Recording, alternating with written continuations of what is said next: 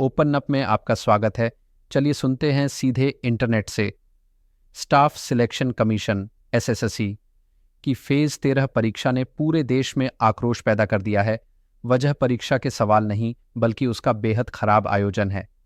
जो भर्ती प्रक्रिया आसानी से होनी चाहिए थी वो अब कुप्रबंधन, दुर्व्यवहार और बड़े स्तर पर विरोध का कारण बन चुकी है। 24 जुलाई से 1 अगस्त 2025 के बीच आयोजित की गई एसएससी सिलेक्शन पोस्ट फेज 13 परीक्षा शुरू से ही अव्यवस्था की शिकार रही। कई केंद्रों पर परीक्षाएं अचानक रद्द कर दी गईं, वो भी बिना किसी सूचना के।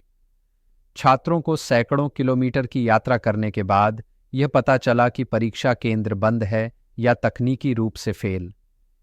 कई केंद्रों पर तकनीकी खराबियां देखने को मिलीं। सर्वर क्रैश, माउस काम न करना, स्क्रीन का अपने आप सबमिट होना, इन कारणों से हजारों छात्र अपनी परीक्षा भी पूरी नहीं कर पाए। कुछ केंद्रों पर तो परीक्षा के दौरान बैकग्राउंड में तेज म्यूजिक बज रहा था या छात्र टूटी कुर्सियों और मंद रोशनी में बैठने को मजबूर थे। छात्रों ने दुर्व्यवहार के गंभीर आरोप लगाए हैं। दिल्ली के पवन गंगा केंद्र पर पुलिस और निजी बाउंसरों की तैनाती की गई, जो शांतिपूर्ण प्रदर्शन कर रहे छात्रों से धक्का मुक्की और गिरफ्तारी कर रहे थे। नीतू मैम के नाम से मशहूर शिक्षिका नीतू सिन्हा को छात्रों का साथ देने के लिए हिरासत में लिया गया। विवाद की जड़ क्या है?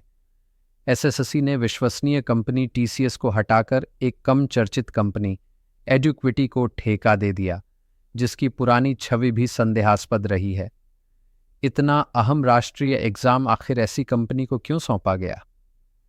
छात्रों का आरोप है कि सरकार ने गुणवत्ता से समझौता कर सिर्फ लागत कम करने की कोशिश की। 31 जुलाई को हजारों छात्र दिल्ली चलो अभियान के तहत दिल्ली पहुंचे। जंतर मंतर पर एसएससी सुधारो और अभ्यर्थियों को न्याय दो जैसे नारे गूंजे। लेकिन इन आवाजों के बावजूद सरकार की ओर से कोई ठोस प्रतिक्रिया नहीं आई है। अब तक शिक्षा मंत्रालय की ओर से इस मुद्दे पर कोई आधिकारिक प्रेस रिलीज जारी नहीं की गई है, लेकिन छात्रों ने अपनी बात कह दी है। हैशटैग्स के जरिए, प्रदर्शनों के जरिए और टूटे हुए सपनों के जरिए अब वे सिर्फ दोबारा परीक्षा नहीं, जवाबदेही की मांग कर रहे हैं। हम लेकर आएंगे ऐसे ही और भी जरूरी मुद्दे। तब तक जुड़े रहिए ओपन न्यूज़ के साथ।